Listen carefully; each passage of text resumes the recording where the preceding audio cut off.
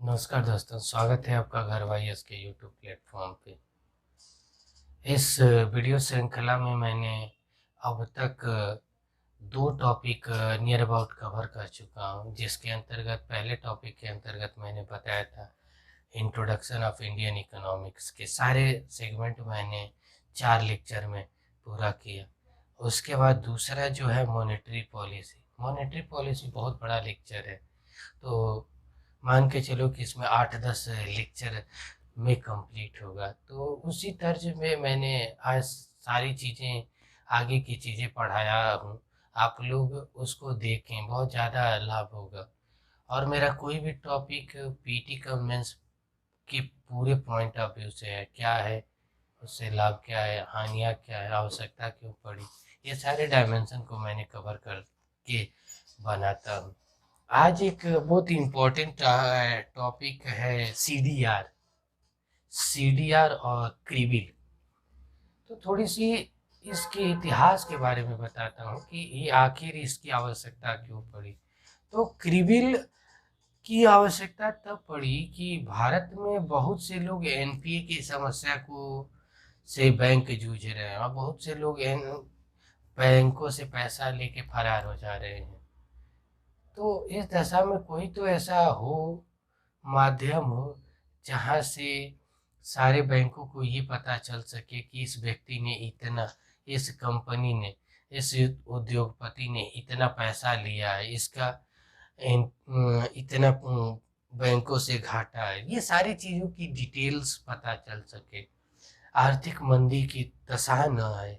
इन सब सारी चीज़ों को दूर करने के लिए ही क्रिबिल की स्थापना की गई, जहाँ क्रिबिल का फुल फॉर्म हो सिबिल, CIBIL, सिबिल या किबिल भी बोल सकते हैं, जहाँ फुल फॉर्म होता है credit information bureau India limited. Credit information bureau India limited इसका फुल फॉर्म होता है। इसकी जो स्थापना हुई थी 2003 में, 2003 में इसकी स्थापना आरबीआई द्वारा की गई। आरबीआई प्लस भारत सरकार द्वारा, गवर्नमेंट ऑफ इंडिया के सहयोग से किया गया था। उद्देश्य क्या था ये, उद्देश्य क्या था इसका? उद्देश्य ये था कि जिसका कोई व्यक्ति या कंपनी यदि किसी बैंक से, एक बैंक या कई बैंकों से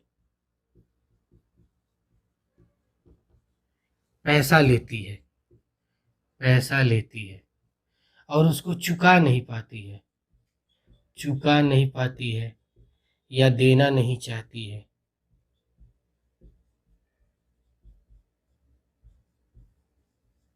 तो इस दशा में इस कंपनी के बारे में एक वेबसाइट बनी है। तो ये एक प्रकार की ना केवल एक वेबसाइट है जहां से उस जो भी फ्रॉड किया हुआ है, एग्जाम्पल के तौर पे यदि चाहे तो जैसे विजय माल्या हो गया, नीरव मोदी हो गए, विजय माल्या हो गए, ठीक है, ये बहुत ज्यादा पैसा लिए हैं। तो अब मान लो कि इनके बारे में 10 बैंकों से इनका 10,000 करोड़ का पैसा लिए हैं, और फिर चाहते हैं कि किसी और बैंक से किसी तरीके से हम लें। तो इनके बारे में डिटेल्स कहाँ से पता चलेगी कि इन्होंने इतना लिए? तो इस वेबसाइट पे कोई भी बैंक जाएगा, कोई भी व्यक्ति जाएगा और देखेगा, तो ऐसे धोखाधड़ी वालों की पूरी डिटेल्स, नाम रहेगा, पता रहेगा, पिता का नाम रहेगा, कंपनी का नाम रहेगा, ये सारी चीज़ें अंकित रहेगी। उन्होंने कितने खाता रहेगा, कितने बैंकों से वो पैसा कितना कितना लिए हैं, ये सारी डिटेल्स रहेगी। इसको मापने का एक आधार इंडेक्स तैयार किया गया, वो 0 से लेकर 900 होता है। जिस व्यक्ति का जो पैसा लेने की क्षमता 750 से अधिक हो, उसके लिए भारत सरकार और आरबीआई ये गाइडलाइन जारी करती है कि ऐसे व्यक्ति को 1 पैसा न दिया जाए, किसी भी दशा में 1 पैसा न दिया जाए। इससे एक आता है 450। तो ये कहा जाता है कि इसको एनपीए दिखाकर उसकी लॉयल्टी को चेक करके आप उसे कुछ परसेंट तक 10% तक उसकी मदद करें। यदि वो ईमानदारी दिखाता है तो इसकी मदद करे जाए जिससे ये बढ़े। लेकिन जब 750 से अधिक हो जाए तो इस दशा में उसे किसी भी प्रकार की मदद करने की आवश्यकता ही नहीं है। ठीक, तो ये सिविल क्या था, इसकी पूरी डिटेल आवश्यकता पड़ी। अब इससे क्या होगा ना कि कोई भी व्यक्ति धोखाधड़ी से तो बच जाएगा ना, कोई बैंक। तो इसको दूर करने के लिए इस चीज को बनाया गया। अब इसी में आता है किसी कंपनी को सभी प्रकार के फ्रॉडगिरी 420 से बचाने के लिए एक नया कंसेप्ट आया था आरबीआई के द्वारा, जिसे नए टॉपिक के रूप में पढ़ेंगे सीडीआर।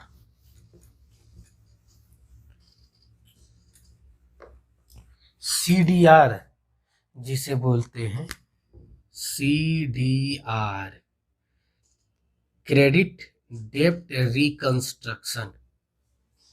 इसका हिंदी नाम है निगमीय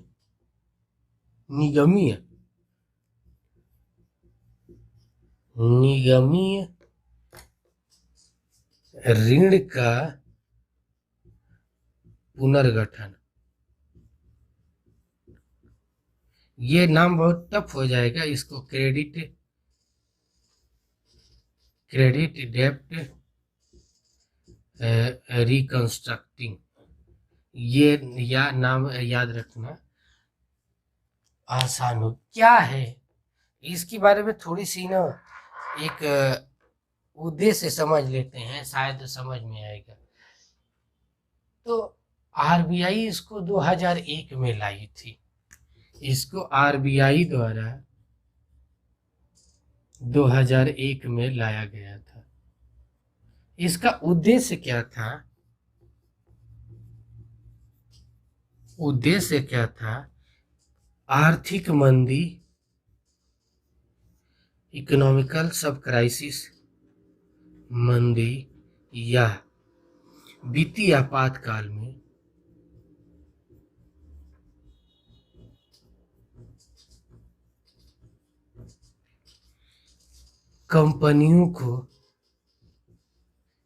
कंपनी को रिफॉर्म करना। कैसे करेगी, क्या है, इसलिए इसको कैसे किया जाए इसके लिए बताते हैं। इसको 2-3 तरीका है जिसके आधार पर, जैसे मान लो इसको एक एग्जांपल से समझाते हैं, ज़्यादा बेस्ट आपको समझ में आएगा। जैसे मान लो कि एक नाम की एक कंपनी है, वह एसबीआई से 10,000 करोड़ का लोन ली है।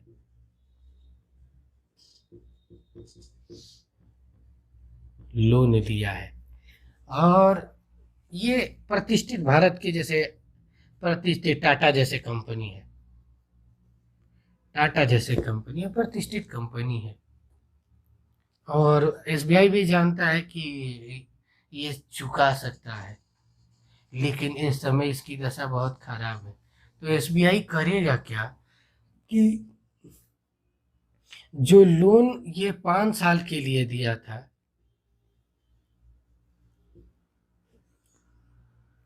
तो इसके 2 पक्ष हो सकते हैं, 2 तरीका। या तो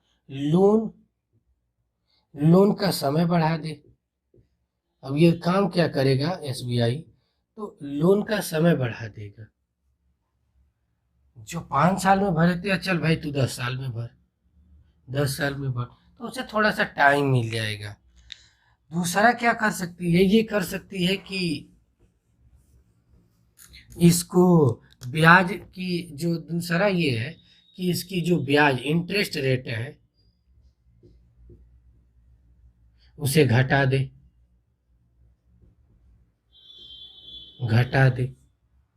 तो उसे थोड़ी सी सहूलियत मिल जाएगी कि जैसे मान लो कि 10% टैक्स ले रहा था, तब कहेगा चल भाई तुझसे 5% ही लेते हैं, कम से कम भर तो दे। तो बैंकों की जो एनपीए की समस्या बढ़ रही थी, ये सारी दूर हो जाएगी, उन्हें समस्या नहीं होगी किसी प्रकार। अब इसके लिए कुछ पात्रताएं होती हैं। किसी भी और कोई भी कंपनी हो चाहे उद्योग इंडस्ट्री हो या व्यक्ति हो, इसके लिए कुछ योग्यता होनी चाहिए कि आपको ये चीजें होनी चाहिए। तो पहली चीज है ये होनी चाहिए कि लोन की जो राशि हो 100 मिलियन से अधिक की ना हो। पहली कंडीशन क्या है, कंडीशन क्या है कि राशि जो है 100 मिलियन से अधिक ना हो।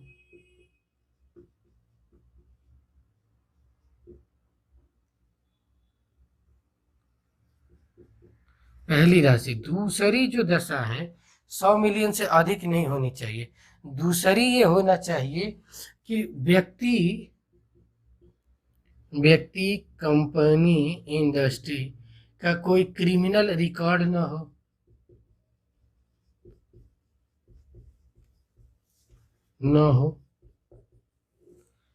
ये दोनों रिकॉर्ड ना हो।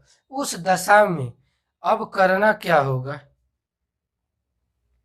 ये दोनों दशा यदि वो पूरी करता हो तो अब इस दशा में अब बैंक क्या करेंगे कि इसके लिए कहेंगे क्या, पहला अब उसमें जो लाभ उसको मिलेगा, जो सीडीआर के तहत व्यक्ति और कंपनी को जो इस व्यक्ति को लाभ मिलेगा, पहला ये क्या करेंगे कि जो कंपनी का शेयर हो उसको 20% उसी में ले ले।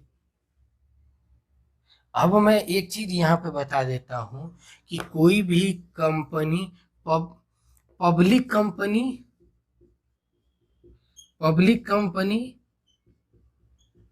यहाँ पे दो टर्म्स आएगा, उसको प्राइवेट कंपनी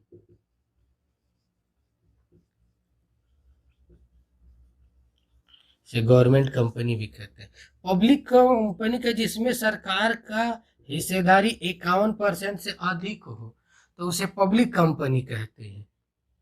यानी 49% और लोगों को वो शेयरिंग बेच सकती है, लेकिन मालिकाना हक डिसीजन लेने का पूरा हक ये 51% को हो।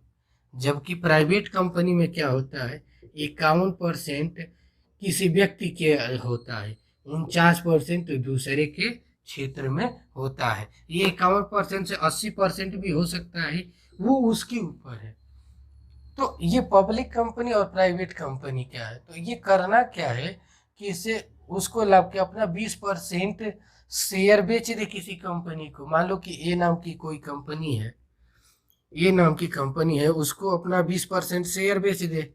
मान लो कि 100 मिलियन का है, तो इसी तरीके से 20% को 5-5% कर कर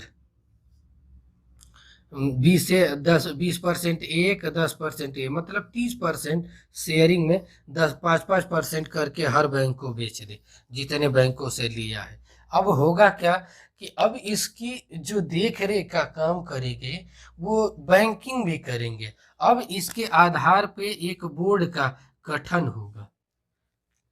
जो कंपनी के शेयर होल्डर हैं और मकान जो मेन कंपनी है उसमें एक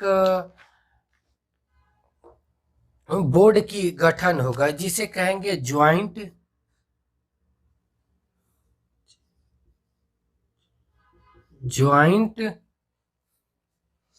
लीडर फॉर्म या फोरम है, FOUR फोरम। लीडर फोरम, ये एक प्रकार का ना प्लेटफॉर्म होगा, ठीक है, जिसमें कंपनी का शेयर होल्डिंग और जितने बैंक हैं वो सारे के सारे बैठेंगे, और जो डिसीजन होगा, जैसे थोड़ा सा और इसको क्लियर करते हैं, जैसे जैसे होना ये है कि जैसे JLF का निर्माण हो गया, और इसमें मान लो कि 20 लोग हैं, 20 लोग हैं, 20 लोग, मान लो कि इसमें से 10 बैंक के लोग हैं, बैंक के 10 कंपनी के लोग हैं, ठीक है।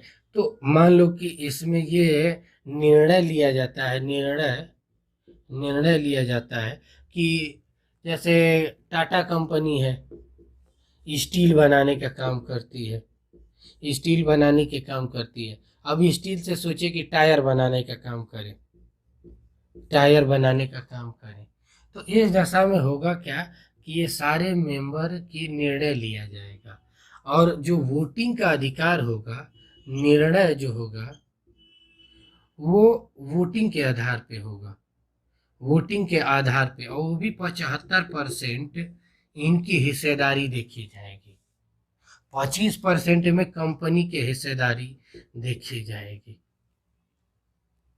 कंपनी की 25% हिस्सेदारी देखी जाएगी, और यदि मान हो जाने के बाद उसे पुनः किया क्या जाएगा कि यदि तैयार हो गया कि मान लो कि हाँ टायर की कंपनी खोले, तो ये टायर की कंपनी ये आराम से वो कंपनी खोल सकती है। हाँ, अब मान लो कि इसमें ये कंपनी एक दशा ये आती है कि मान लो कि कंपनी अच्छा परफॉर्म कर रही है, और बैंकों को लग रहा है कि नहीं इसे अच्छा परफॉर्म कर रही है, इसमें सुधार हो रहा है, तो अब और अब इसके विकास के लिए चाहे तो बैंक फिर से 100 मिलियन का जो लोन दिए थे वो तो अलग है, वो चाहे तो उसे एक फिर से लोन दे सकते हैं, अब इसे लोन देने के लिए तैयार हो सकते हैं।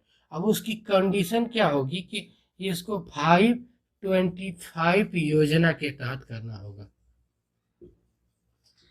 अब बात आती है कि 525 योजना क्या है, तो यहाँ पे एक चीज है कि पहले ये जो लोन होता था 10 से 15 साल के लिए देती थी, हर साल वो करती रहती थी, लेकिन बाद में RBI ने इसको 5/25 योजना के तहत कर दिया। ये है क्या कि ये जो लोन की राशि है 25 साल बढ़ा दिया जाएगा, 25 साल बढ़ा दिया गया, अब उसको हर 5 साल पे, हर 5 ईयर्स पे, 5 ईयर पे अपडेट करना होगा, अपडेट करना होगा कि उसे कितना लाभ हुआ, हानि हुआ, या उससे कितनी प्रॉफिट में अपना जो लोन था वो पूरा कर रहा है कि नहीं।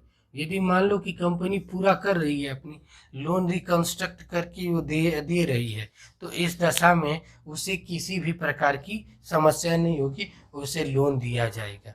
तो ये एक प्रकार की 525 योजना है, ये UPSC इसको 2018 में पूछ चुकी है, तो बहुत ही इम्पोर्टेंट क्वेश्चन हो जाता है। 525 योजना क्या होती है? एक 25 साल का टाइम लिमिट होता है, हर 5 साल पे इसको लोन की दी हुई राशि को अपग्रेड करना, यदि उसमें सुधार होता है तो पुनः उस राशि को बढ़ाते जाना है, ये थी। अब मान लो कि उसके बावजूद भी अच्छा कंपनी परफॉर्म कर रही है, इसके बाद अच्छा कंपनी परफॉर्म कर रही है, हाँ इसकी शेयरिंग अब धीरे धीरे कंपनी चाहे तो बैंकों का लोन देकर कम करती जाए, अपनी स्वामित्व को वो बढ़ाती जाएगी। इसके लिए एक और फार्मूला, एक और स्टेट वो अपनाया जाता है टूल्स, उसको कहते हैं STR, स्ट्रेटेजिक डेप्ट रिकंस्ट्रक्टिंग, STR। इसका हिंदी नाम होता है सामरिक ऋण पुनर्गठन।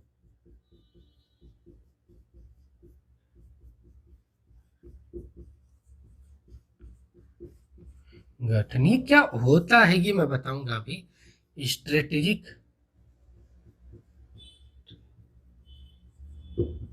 चिक डेप्ट रिकंस्ट्रक्टिंग, ये इसका फुल फॉर्म होता है, इसका हिंदी नाम हो गया एसडीआर। ये होता क्या है, तो अब मैं बता रहा हूँ कि जो मैंने अभी आपको मैंने अभी बताया कि जो 51% की हिस्सेदारी हो और 49% की, तो अब कर क्या रहा है, मान लो कि कंपनी अच्छा परफॉर्म कर रही है 525 रेशियो के अंतर्गत, तो जब वो अच्छा परफॉर्म करती है तो और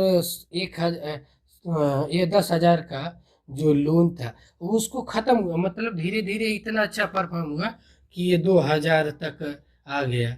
तो होगा क्या कि अब ये करीबन 8,000 का तो भर लिए ना, तो जो बैंकों की शेयरिंग थी वो धीरे धीरे कटती जाएगी। जैसे 10 लोग थे तो कट के मान लो कि ये 4 लोगों का रख लिया, हाँ लेकिन शेयरिंग रहेगी, ठीक है, जिसके आधार पे उसे दूर किया जा सकता है। स्ट्रेटेजिक एसडीआर के, ये दूर करने के उपाय को ही कहते हैं एसडीआर। अब शेयरिंग धीरे धीरे कम होती जाएगी, मतलब बैंकिंग जो कंपनी है वो बैंकों को कम हस्तक्षेप होगा, और जब कम हस्तक्षेप होगा तो चाहे कि इसका कुछ दूसरे व्यक्ति को जिससे अधिक लाभ हो उसे शेयर बेच दे, या ये करे कि किसी उसकी टुकड़ी को बेच सकती है। इससे पहले वो कंपनी के किसी भी पोर्शन में बिना निर्णय के बेच नहीं सकता है, लेकिन इस दशा में अब वो कंपनी के शेयरिंग के साथ साथ कुछ भी बेच सकता है, कुछ भी निर्णय ले सकता है स्ट्रेटेजिक पार्टनरशिप को आने के लिए। इसी में एक और टूल्स अपनाया जाता है, बहुत ही इम्पोर्टेंट है, यूपीएससी इसे भी ये भी यूपीएससी द्वारा पूछा जा चुका है, S4A। ये बहुत ही इम्पोर्टेंट है, ये भी पीटी का क्वेश्चन था यूपीएससी का, ये भी आ चुका है इकोनॉमिक में। तो इसका फुल फॉर्म क्या होता है और कैसे काम करता है ये मैं बताता हूँ। इसका फुल फॉर्म होता है scheme for sustainable structuring for stress assets. Scheme for sustainable structuring of stress assets, इसका फुल फॉर्म होता है। ये कैसे काम करती है, इसको 2016 में लाया गया था। इसका मुख्य उद्देश्य ये था कि सीडीआर के लोन को किस तरीके से दूर किया जाए। तो एक प्रकार की स्कीम है जिसकी सहायता से 500 करोड़ रुपए तक के लोन को उसे पुनः रिकंस्ट्रक्ट करने के लिए छूट दी जाती है कंपनियों को, जिससे उन्हें आर्थिक मदद मिल सकती है और वो अपने आप को फिर से बूम कर सकती है। तो S4 क्या होगी, ये भी पीटी का क्वेश्चन पूछा जा चुका है और इसमें कुछ भी नया अपडेट होता है ये 2016 में आया था, 17 में पूछा गया था, ठीक है। और जितनी भी कंपनियां होती हैं उनकी तनाव को स्ट्रेस, उनकी कुछ ऐसा उनके आधारभूत स्ट्रक्चर में परिवर्तन किया जाए कि वो फिर से रिकंस्ट्रक्ट कर ले, अपने आप को फिर से बिल्डअप कर ले, जिससे उसका विकास हो गया। तो S4 इस प्रकार की सहायता से बनने वाली एक प्रकार की स्कीम है जो सीडीआर के तहत कार्य करती है। तो ये था सीडीआर का टॉपिक, जिसमें से 4-5 क्वेश्चन आपको पीटी के तहत मिल जाएंगे, मेंस के तहत तो सीधा सीधा आएगा। अब दो टर्म्स आता है, सस्टेनेबल और नॉन सस्टेनेबल, ये भी यहाँ पे ही बता देते हैं क्योंकि इसमें मैंने बोला था सस्टेनेबल। तो सस्टेनेबल का मतलब क्या है, ये जो शब्द, सबसे बड़ी चीज इकोनॉमिक्स में शब्दों का मतलब समझ में आ जाए तो पूरा इकोनॉमिक्स से समझ में। सस्टेनेबल और नॉन सस्टेनेबल क्या होता है कि सस्टेनेबल में ऐसा होता है, एक ऐसा स्ट्रक्चर दे देती है गवर्नमेंट ऑफ इंडिया जिससे कंपनियों को कुछ ऋण माफ कर उठने की शक्ति मिल जाती है। उसके अंतर्गत उसकी सीमा बढ़ा दे, लोन की सीमा बढ़ा दे, उसकी ब्याज दर को कम कर दे, उसकी हिस्सेदारी को कम कर दे, और दूसरी हिस्सा ये होता है कि उसमें कोई हस्तक्षेप न करे, नॉन सस्टेनेबल।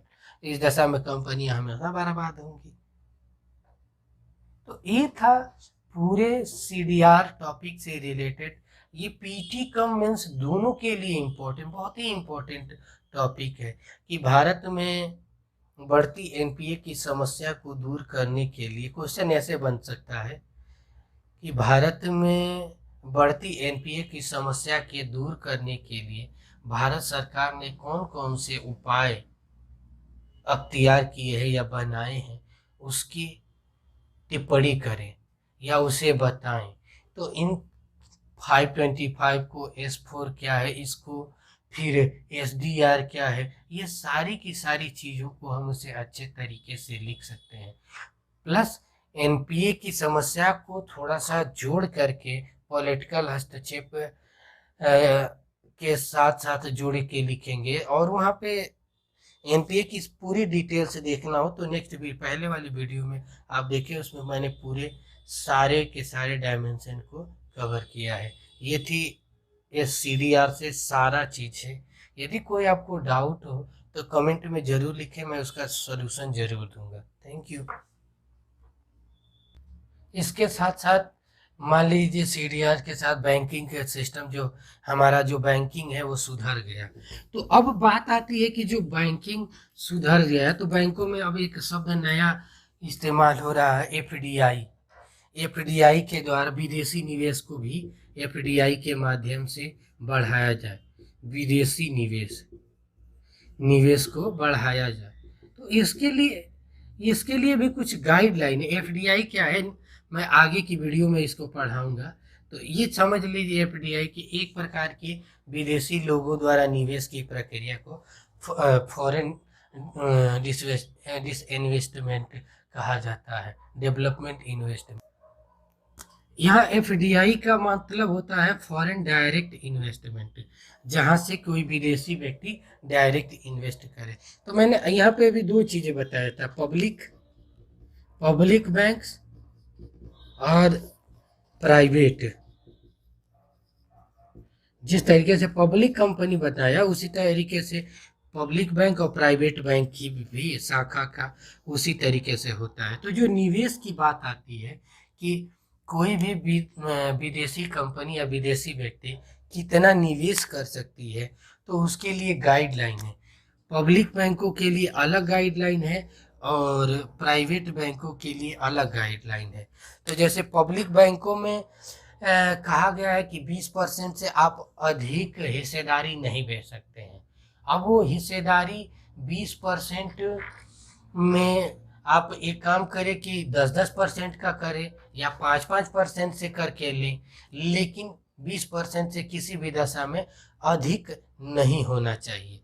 जबकि जब बात आती है पब्लिक बैंक में, प्राइवेट बैंक में, तो इसमें बढ़ाया जा सकता है, बढ़ा के इन्वेस्टमेंट के लिए किया जा सकता है। क्योंकि इसमें ये होता है कि करीबन 70% तो इन्वेस्ट किसी व्यक्ति विशेष के लिए का ही होता है। तो उसमें वो 70% के बाद 30%, 35% का इन्वेस्टमेंट ले सकता है। तो ये प्राइवेट बैंकों की कम दशा होती है, ये पब्लिक बैंकों की दशा होती है। इसके साथ साथ एक आरबीआई ने लाइसेंस जारी करने के लिए एक प्लान बनाया था, जिससे आरबीआई का वन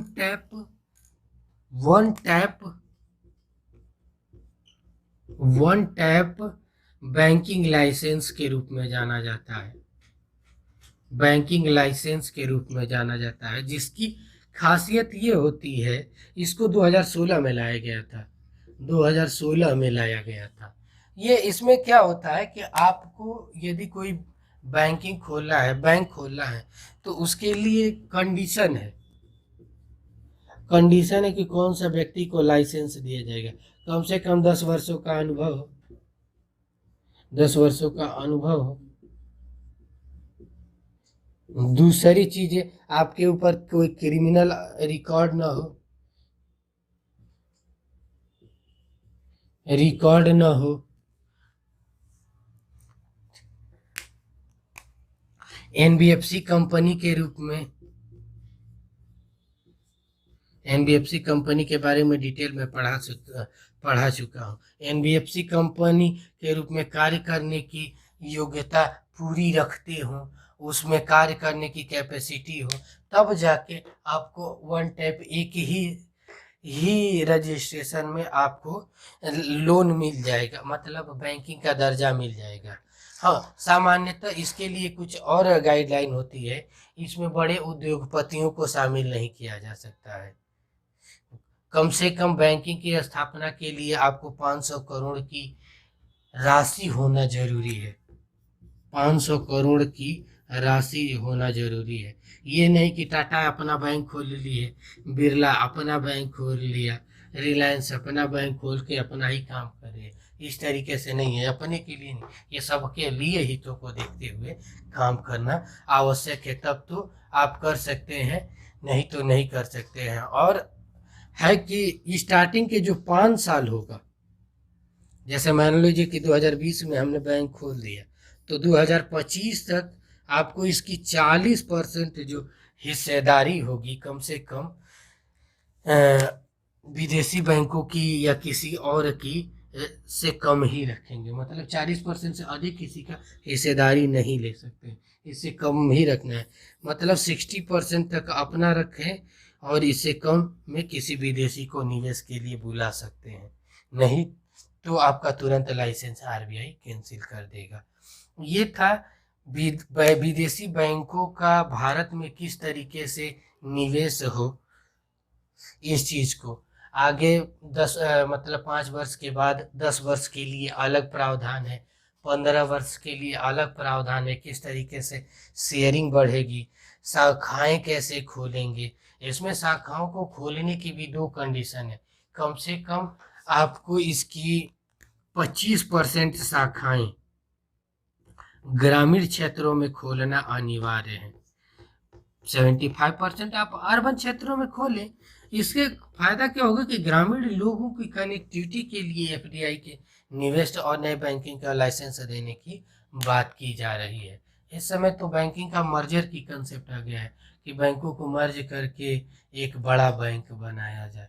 तो बैंकों का मर्जर कैसे होता है, क्या क्या प्रावधान होता है, अब तक क्या क्या हुआ है, जो 1990 91 में जो नरसिंघम कमेटी 1 की जो रिपोर्ट थी, वहां से अब तक पीजे नायक कमेटी ने क्या क्या रिपोर्ट दिया, इस सारे को डिटेल से डिस्कस अगले वीडियो में